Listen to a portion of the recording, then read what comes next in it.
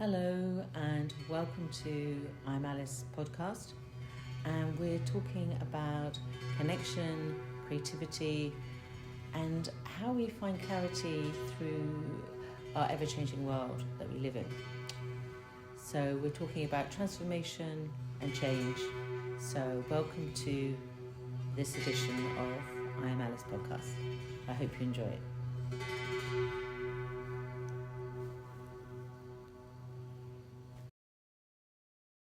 So welcome to I'm Alice podcast, where we talk about connection, creativity, and finding clarity in this ever-changing world. And today I have Amber, Spirit Mama, and she's here to join me to talk about spiritual awakening and mental health. So welcome, Amber. Oh, thanks for having me. Thank you for coming today. And so if you could just tell me a little bit about what you do, and that would be great to start with. Okay, so I'm a psychic medium channel. So I channel messages from spirit, from your light body, from ancestors, guides, deities, or whoever and whatever's coming through at the time. I also do chakra healing and crystal chakra healing. So channeled healings on your chakras and then balanced out working with crystals that I communicate with. Great. So, yeah. So, I mean, both yourself and I have had experience of spiritual awakening Yes. in different ways. Obviously, it's unique for everyone. Yeah. And often that is parallel to mental health. Yes.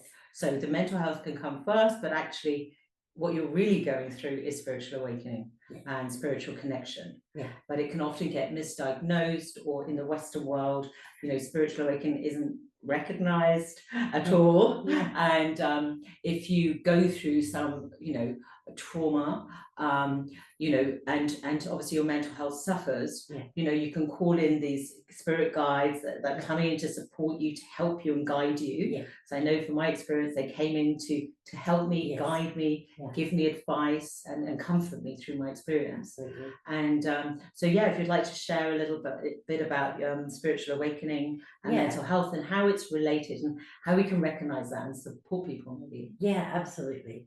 So firstly, we think we're just human in a human body. We're actually a spiritual soul in a human body. So we're spiritual beings here on the planet, but the matrix and everything's set up for us to believe different to that we're just fully human, living a human experience within the matrix. So it's not set up to support us at all or nourish our spiritual self.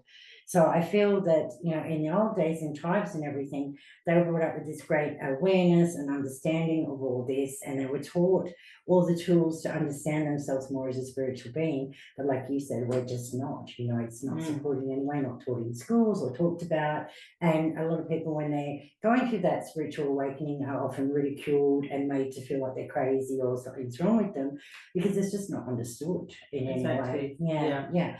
So I find that when we, because we are these spiritual beings and trying to live a different way that's right for us, because as spiritual beings, we need to nurture that spirit, we need to honor that spirit, we need to connect to the energies around us because we are connected to them, but to recognize that we're connected to the energies around us and that they support us, and all that doesn't happen. So we get sick.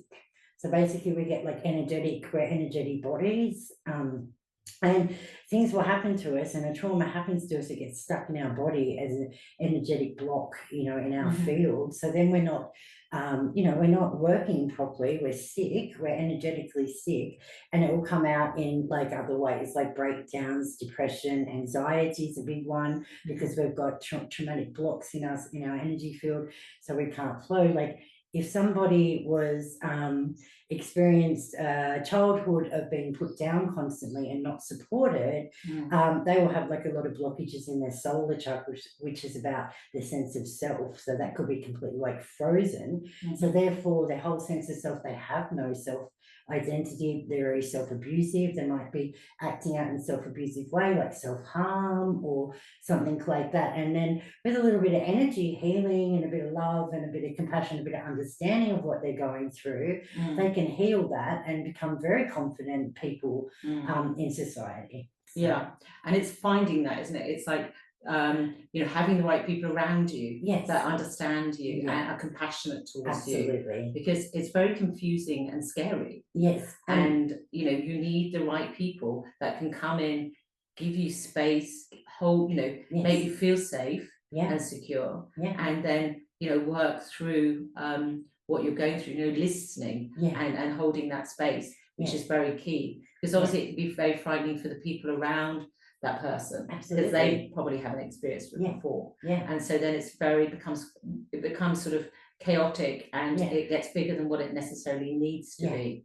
Yeah. So it'd be good to look at what tools that you could maybe offer people or mention to people. It's like, if you have somebody that's going through something difficult and you're aware of this, how can you just small things that you could do just to support them in some way, to sort of bring them back into their body and to sort of support them. Yeah, well, nature is one of our biggest healers. So, nature's there to nurture and heal us. So being in nature of any sort is very good. Being in a peaceful environment, somewhere that feels safe, and the energy's clean, and that person there's energy's clean and ready to support that person too in the best way they can. Meditation is great, as we know, because it helps you come back into your spiritual self and go deeper, and to be guided by your own guides or your own spirit helpers that are there. So it's a matter of just taking some time to relax, peace out, and tune in to all the helpers that are there waiting to help you as well. Like you said, they all came through when you needed them the most. When you were so pushed in the matrix, like of this, this situation you're in, and how unhealthy it was on every level, is when you could really start to listen. Sometimes we have to go right down to be able to open up, kind of thing, to something bigger. I mean, one thing that really supported me when I was going through the first week, which was very destabilizing, is that I'd already been singing a mantra for my children. So I ended up singing that mantra all night and having some music on, the mantra music, and I sang along. So, I mean, obviously people don't need to do that, no, but they could listen to some calming music, absolutely, whether it's the sea, to help slow down the breath, to help slow down the heart, because we often can go into sort of panic attack, absolutely, and we're often in physical pain. Yeah, that's right. And frequency music can also help. All these amazing tools. Right? You can find them all free on YouTube. It's not you have to buy them. Same with the meditations. There's so many meditations on YouTube that you can just hook into. Also, there's a million spiritual practitioners out there that are willing and wanting to help you. The only problem I find with that my experience myself is that the mental health wards and the mental health structure in different Western countries is not set up in that way at all. Like, you'll present there and they'll just want to medicate you, zone you out, put you in a bed, and they don't even know how to help you. They just don't. They're like, oh, we'll give you a counsellor once a week. But even the counsellor, even the psychologist know this isn't going to work. This isn't enough. So a lot of the time it needs a lifestyle change of some sort. To get yourself somewhere where you feel comfortable in some way, and then you can reach out to some really good spiritual practitioners, like light workers, Reiki healers, sound healers, whatever that is, psychics, anyone who can give you some insight on what's going on in your spiritual kind of body, and probably clear you as well. Because once you've been in those kind of places, some healing. Because once you've been in those places, the energy is very heavy. Because people often are suicidal in these places. Absolutely. So the energy is very tense, a bit like hospitals. There's a lot of energy going around because people are in fear. So it's like really coming back and creating peace around that person, and safety and security, and eating well, and going for walks, and connecting maybe animals too, like a cat or a dog. They have a lot of healing qualities just to be around them, and stroking a cat or a dog, and going out for walks. I think that's why many people that do have dogs and are always going for walks every day, they're grounding, they're walking, which is balancing the brain, and they've got this beautiful relationship with their animals, and devotional, and with no judgment. no, but I mean, and they're an expression, that they've invited that animal into their lives, and there's a connection, and and obviously they're all different.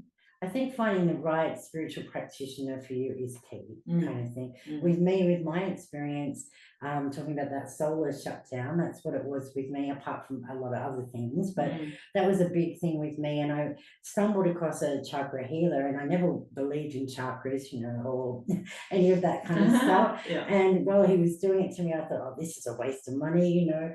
And then all of a sudden he got to the solar, and I felt like someone reached in and like twisted my stomach.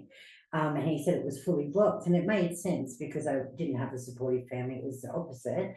And everybody had run me down, so my sense of self and it was fully blocked. So I walked in with my head down, couldn't look at anyone in the eye, no confidence, and walked out, head held high, feeling amazing. So, you know, these people are here to help and guide us. It's just a matter of opening up. And I think that's the hardest thing for people, because they're raised in a society, indoctrinated into this belief that spiritual stuff is just all fruit loopy la la, and it's not real.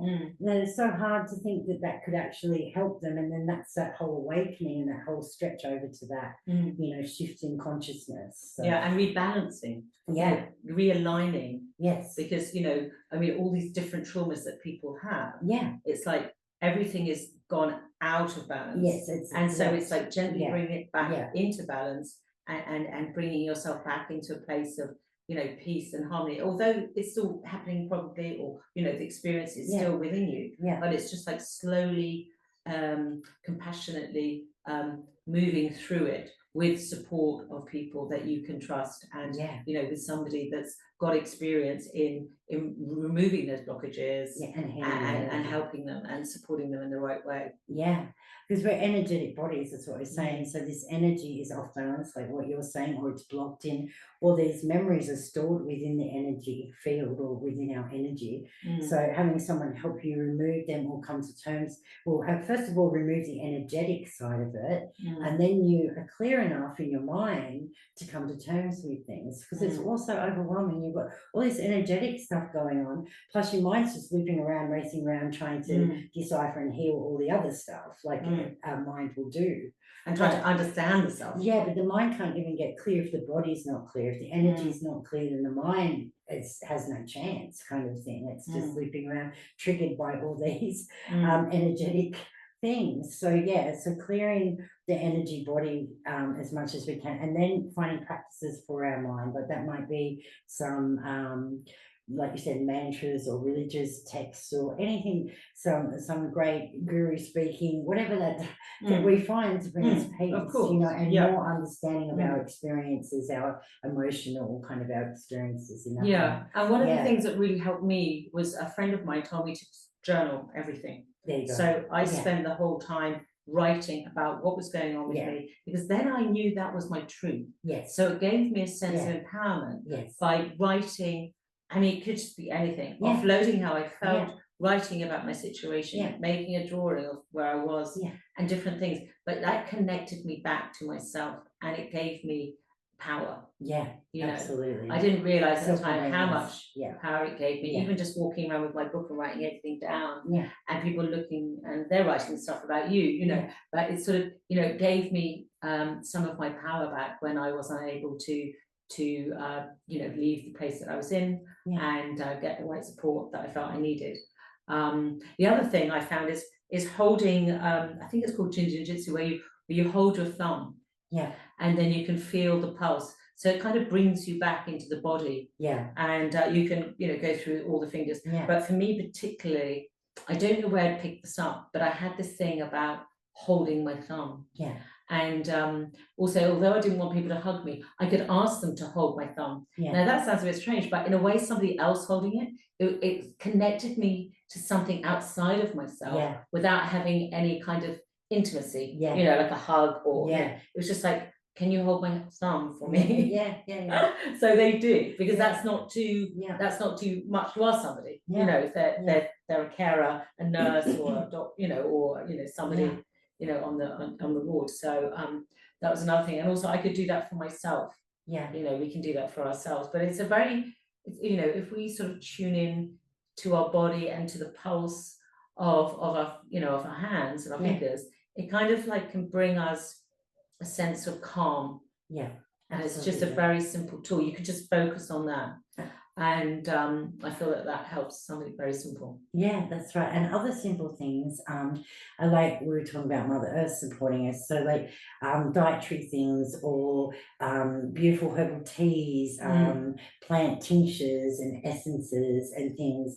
Like a lot of the time when I do a reading for somebody and a healing, I will channel, spirit will channel those kind of things to me to give to that person. So crystals they can work with, plant medicines, like I said, herbal teas, things like that, different foods that are really good for that person, foods that aren't very good for that person, different activities they can do, like it might be movement, it might be vocal, shaking, whatever that is. Yeah, no, that's really important. Yeah. Because like animals in nature, when they go through something difficult and you know, they shake their body, when they go through something, they shake their body. And when we shake our body, we're really shaking out the old energy and we're clearing ourselves naturally. You know, that's, we can do that without seeing a healer or whatever. They can change our energy, but we can actually do it by shaking off or having a shower. And maybe we do some salt on our skin or something. We can just, or an Epsom salt bath, or you know, like I think for me, I love a bath. I'm very British. I love my bath. So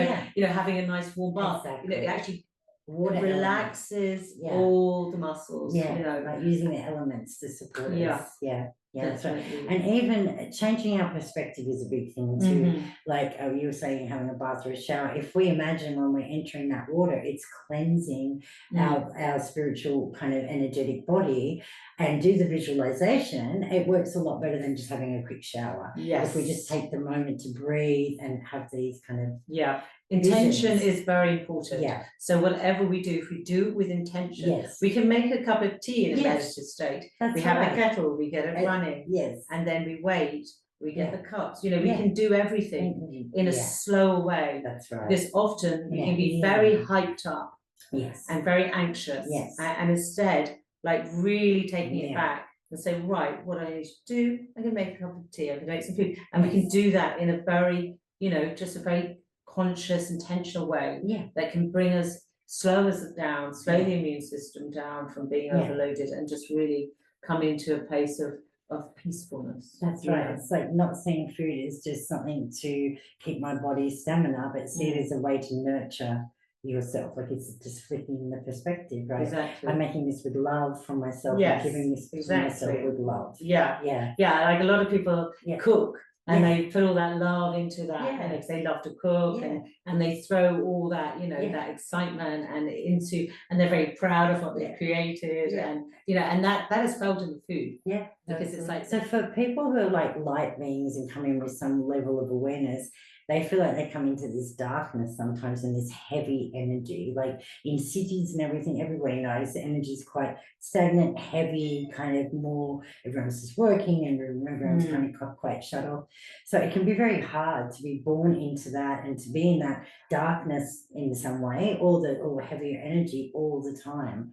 So like we're saying, like to be able to find ways to go in the countryside or find friends that make you feel like you shine, or activities that make you feel like that energy comes back and your light's coming back and you're surrounded by even people of light, it almost feels like, right? And you're connecting to that. It's what's needed, really, because it's constant living in kind of suppression and darker, denser energies. If you're very connected, like we all are connected, but we're told we're not.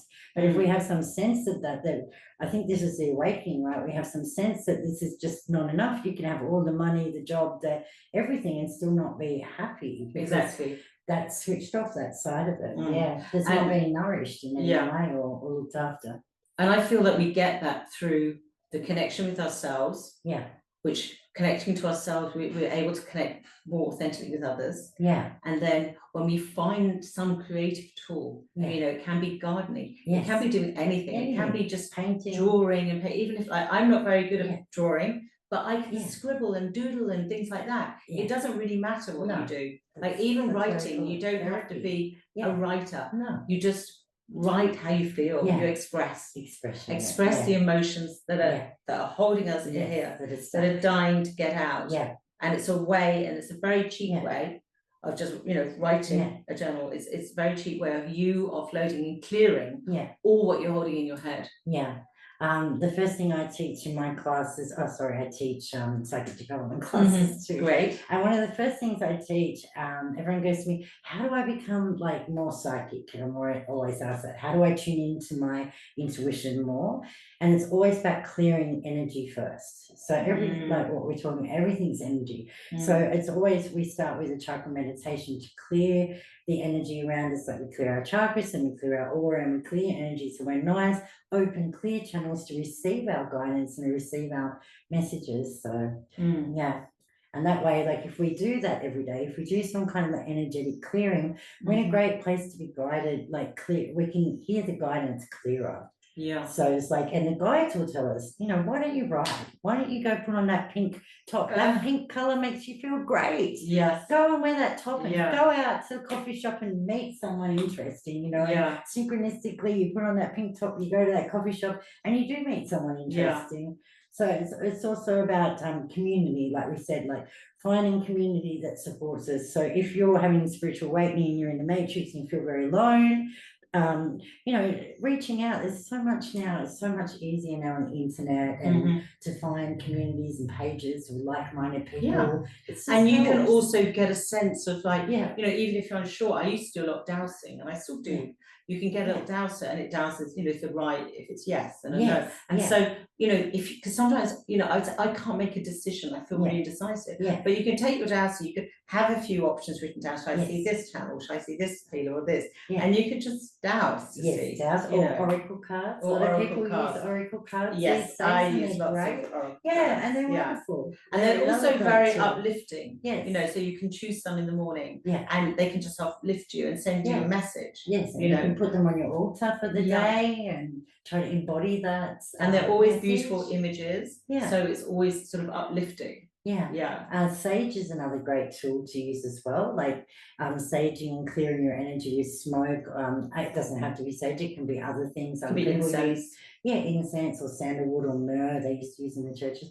So anything like that, like smoking and clearing, it's even the intention of clearing your space, you know, as you're saging, like you're intentionally cleaning out the energy, imagining that you're kind of cleaning the place, you're opening up the curtains, you're putting maybe some pretty flowers on the table to bring in that nature energy. Bring in that beauty and joy. Like stretching like your that. arms high up in the air and doing some of that movement, you know, and stretching, and you know, it's just a small small yoga routine, but really stopping to listen into yourself. That's right, and to nurture too. But like you say, you know, to call in those guides, to call in those messages that are uniquely yours. Absolutely. Is just to take that time to listen and be still. That's they can drop in. That's why a lot of people say to me, why do I receive all my messages when I'm on the toilet? Because you're quiet and you're still. You're in a quiet room, you're sitting still, you're not doing on your phone, you're not listening to things, you know, and they come through, or in the shower. Or in bed, you know, because you know, all those places you're quiet, or in the garden just contemplating the flowers, you know, peacefully. And creating that practice daily will support you when you do go through, like we all do, we go through the ups and downs, something happens, a relationship breaks down, we lose a job, or we worry about this or that. And to get us out of that worry and into a place of trust.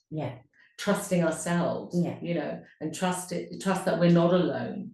And that we can find, you know, we can get the ideas about where we're going to go or what decisions we're making. You know, we can practice trusting that.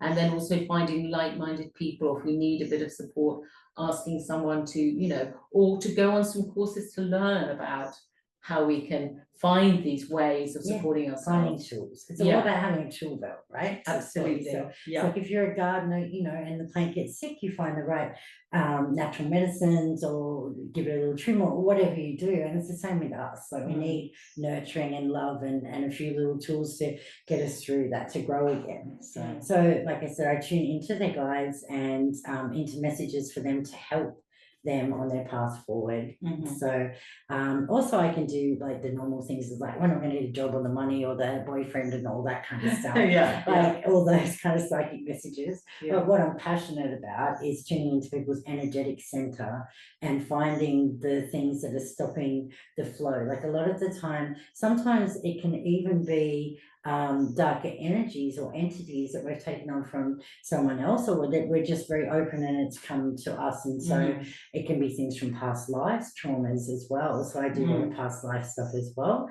And generally I can read from their Akashic records, so it can give me a great idea of what that person's about this lifetime, what their kind of soul purpose is. And then also I can go through, and by reading the chakras, I can see like the traumas there that have that is still there, that's blocking them. So just recognizing it, using the crystals and the energy to heal it energetically, and then talking about it in the moment can have major impacts on people. Yeah. Great. Yeah. Well, I obviously have experienced your work as well, Yeah. so I can vouch for you that Thank you. it's great. Yeah. Yeah. Okay. And the crystal prescriptions. I Right. love doing crystal prescriptions. So Okay, I so did what's some that? for you with your beautiful Mm. moonstone there, your Yeah. grandmother moonstone. So it's going into the energy, and then the crystals, because I worked in crystal stores for so many years, they started kind of wanting to come in on the chakra healing, saying we want to heal as well. And I think it was William Tesla who discovered so long ago that they actually have a consciousness. So they're like a spirit conscious being, crystals, that want to work with you. So they come in and they say, oh, we want to heal on this chakra, or we work doing this, or whatever the problem and the emotion and the energy. So they channel in, and it's different for everyone. And sometimes the crystals are used in different ways than what's written in certain texts about them. But most of the time, generally, it can be that. A lot of the time I'll channel crystals that I have no idea about, because there's thousands of crystals out there. And yes, I know a lot of them, but sometimes they give me these random names and I'm like, we'll have to look that one up. And then we look it up and it's a crystal, and it wants to work in that area with that person. So different crystals for healing purposes, but sometimes like a power stone, like one stone that really wants to work with you all the time will come through as well, which is fun. Yeah, and I mean, obviously, I love crystals. I don't really know what all they mean about what they mean, but it's great to have them around you. Yeah, It you can feel elevates that. the energy of the space, doesn't it? Yeah, you can feel them working with you. But like I think you said before, it's really important to cleanse them with the sun, or with water, salt or water, salt like water. natural salt, Yeah. sea salt. Not all of them, you have to look them up. Some of them will dissolve in sea salt and water. But yeah, if you just do a good, I mean, everything's good, you know, you can just Google. But some of them like the full moon or something. So, Amber, we're going to talk about mental health and how it's treated in the society that we live in, Western society, and the processes that we have to go through, and how detrimental they are actually for our soul, for our physical body, for our mental wellness. And I know we both had experiences. And what would you like to share around this? Well, like you said, there's a huge stigma around mental health, but when you're in that environment, you realize that most people there have been through terrible traumas in their life, and they've never had any support, any counseling, any guidance, anyone giving them healthy tools like what we talked about earlier to use. So they've just had trauma upon trauma upon trauma, to the point of like a lot of people get suicidal because that's their only way they think they can escape what's going on inside of them. So yeah, I think we need more community groups and talking to each other, and taking the stigmatism away. Like mental health is a byproduct of trauma. Absolutely, and also that's where spiritual awakening comes in, because the spirit comes out to support you and to guide you. And it's not wacky and crazy. No, it's actually it's a very loving experience. Most of the time, I mean, for me it was. Obviously there are sort of negative spirits, but generally they come in to support and guide you. But often we can actually talk about the negative spirits that come in, and that people get possessed and sort of black magic or other kind of ways. So there's like I have a lot of compassion for people with schizophrenia, because I've had an experience where I realized what schizophrenia actually is. So and I got to see it, and it was the most scariest thing I've ever experienced in my life. So I felt like my cells were actually turning dark being in its presence. So if that was to enter my body, I don't know what I would have become or what I would have done. So that's what I see schizophrenia is like a darker demonic kind of energy or spirit that has attached itself to that person and is now living inside their body. Right. So I know the church did exorcisms, and yeah. but I think you can have like a spiritual exorcism. Yeah, You know, you can go to the right shaman or healer or light worker.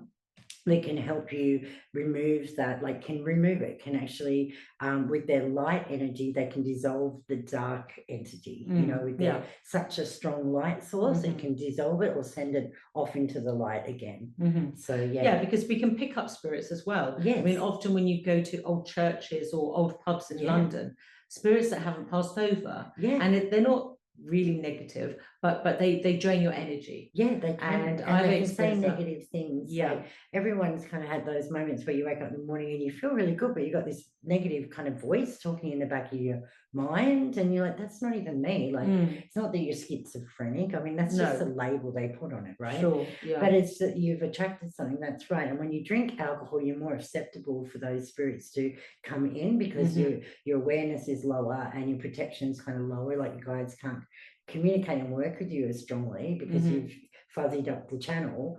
So yeah, they can attach easier. So drugs, when you're on drugs or alcohol or whatever. And sometimes as a light worker, you actually attract them in even more. So it's got nothing to do with your, you know, where you're at energetically. It can be that bright light is like a moth to the flame. Yes. So absolutely. I find for myself that I attract a lot of stuff. And that's why I say daily energetic practices are the best way to go, because you're tuning into yourself, you're checking out what's in your energetic field. And if it's not yours, you know that there's something, you can see what that is or feel there's something else influencing you and around you.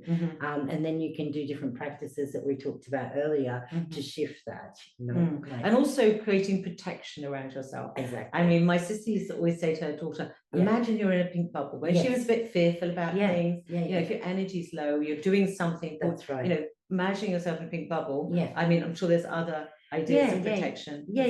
Well, that's right. If our energy source is nice and clear and clean, that's quite protective. It can be as well, you know, it makes you more in the light. So even though I said like they get attracted, I think they're more attracted to people who can help on some level to shift them into a, you know, out of this state. But for other people, having nice clear energy, you know, because your guides will come through and help you as well. Like if you call on your guides, if you don't know how to shift this energy that's around you, you sit in meditation, you ask your guides to come through and do it for you. So, you know, you say spirit guides or whoever, if you pray to like, you know, any of the gods or deities or whatever, you can pray for them to come in and help you and give you the tools or the knowledge you need to remove that from your energy. Actually. Tools for protection. Crystals are very good. Crystals that you can get. Like the dark ones, like obsidian. Obsidian, all the dark ones will help suck in that dark energy, and then you have to cleanse them a lot. So if you work with any of the black crystals, they're great at like sucking that entity away from you. Selenite's my favorite crystal because selenite will clear your energy field of these. So it'll remove anything dark or any heavier energies in your energy field. So in a lot of people, and you can, place selenite around your home. So when anyone comes in with anything heavy on them, it'll get removed kind of thing, you know, like shifted. And when you walk in your door, if you place it by your door, you're kind of like stepping through this threshold of like positive energy and high level energy that will shift that that energy that you and we can carry them in our pockets, and we can, you know, put them in wherever we can. We can put them under our pillow. Exactly. And some people get attacked during night, like at night times. I was as a child always attacked by the darker spirits at night, had nightmares, night terrors, all that kind of stuff. So, you know, working with your guides or working with someone like me or whoever's done work before, we can give you tools to overcome those things as well. And they generally be like meditations, crystals, different herbs, different things you can work with.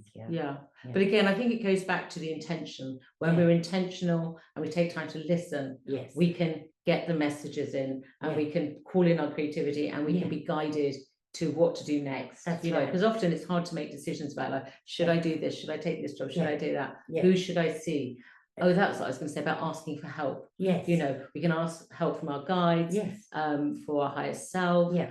But also, it's very important to ask for help from our friends. That's right. You know, friends and our people that supportive we people that, and we were talking earlier about finding these practitioners, and like, so you said you can use pendulum, but you can just energetically, you feel connected to that person, or something is drawing you in that way, to trust that.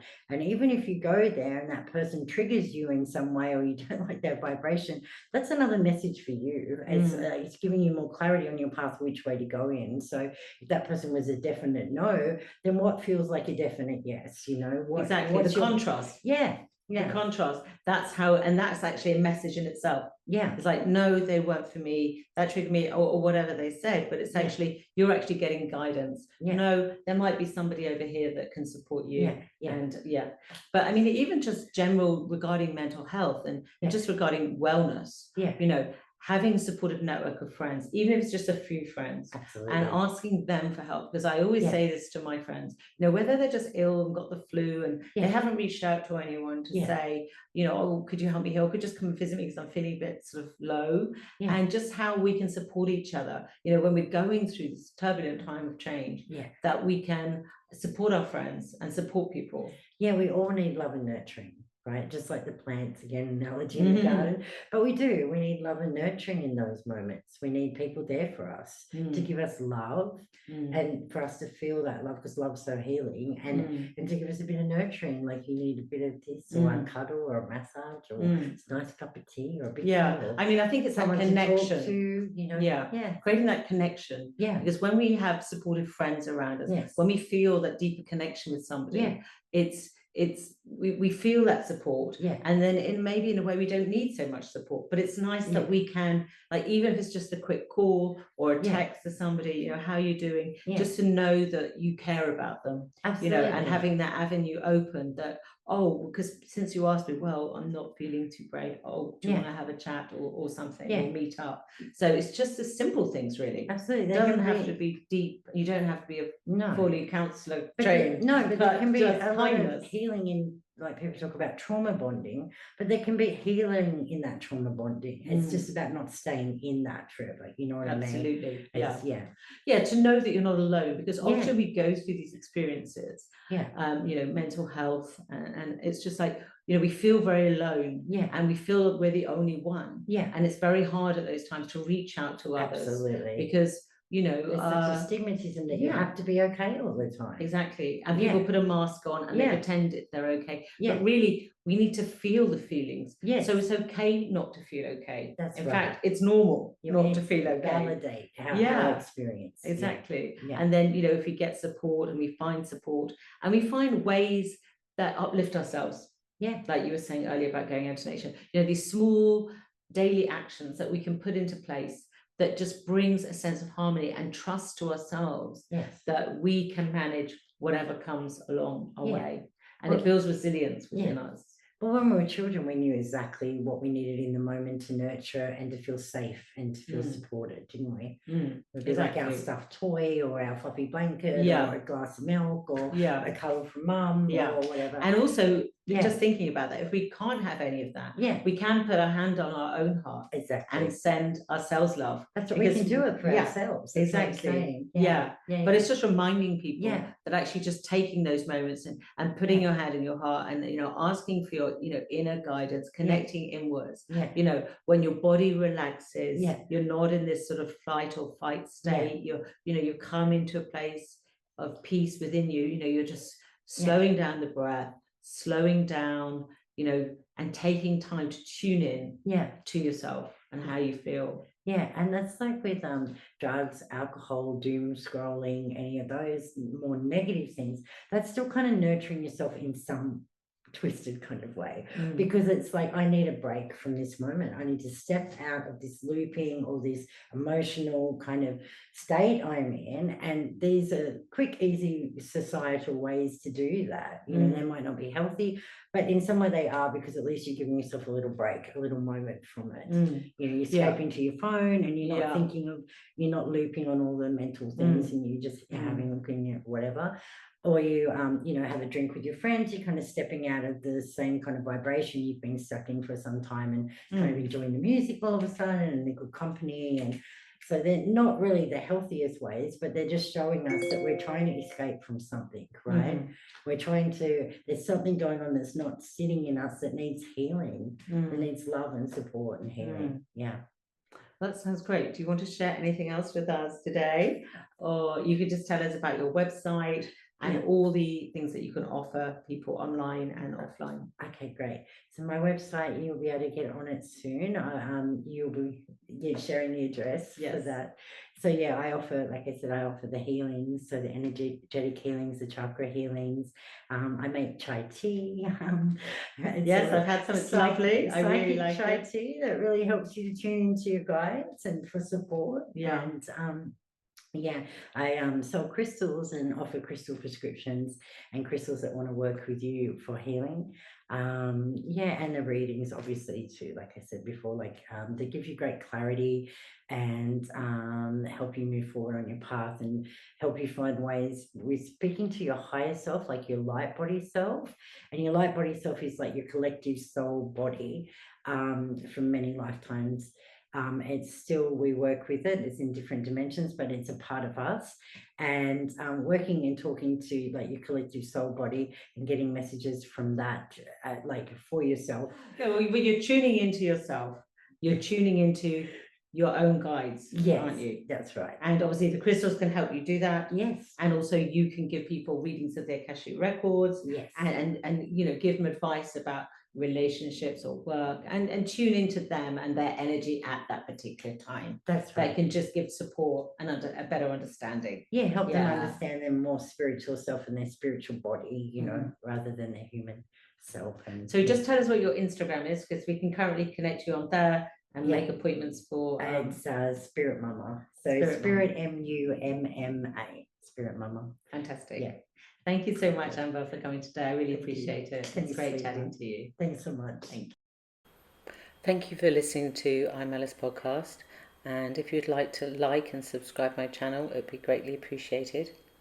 Thank you for listening, and see you next time.